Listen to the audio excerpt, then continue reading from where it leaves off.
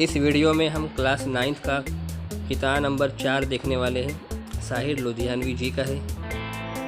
अब तक हमने किताब नंबर 1, 2, 3 देख चुके हैं। अगर आपने नहीं देखा तो जाकर पहले वो देखिए।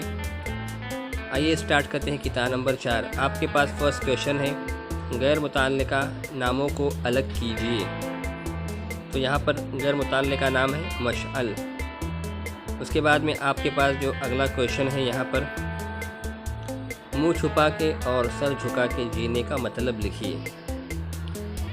बहुत ही आसान है, आप एक बार पढ़ लेंगे तो आपको बहुत ही आसानी के साथ में इसका जवाब समझ में आ जाएगा। आप पढ़ लीजिए और उसको अपनी कॉपी में लिख लीजिए। इसके बाद में आपके पास जो लास्ट क्वेश्चन है, सितमगरों की नज़र से नज़र मिला के जीने को वाज़ेह कीजिए। सितमगरों से मुराद जो है शायर ने बताया है, यहाँ पर आप इसको पढ़ लीजिए। तो इस तरह से आप इसको लिख लेंगे तो आपका जाकर ये किताब नंबर 4 कंप्लीट हो जाएगा। किताब नंबर 5 की वीडियो भी बहुत जल्द आएगी इंशाल्लाह। उम्मीद करते हैं कि आपको ये वीडियो पसंद आई होगी।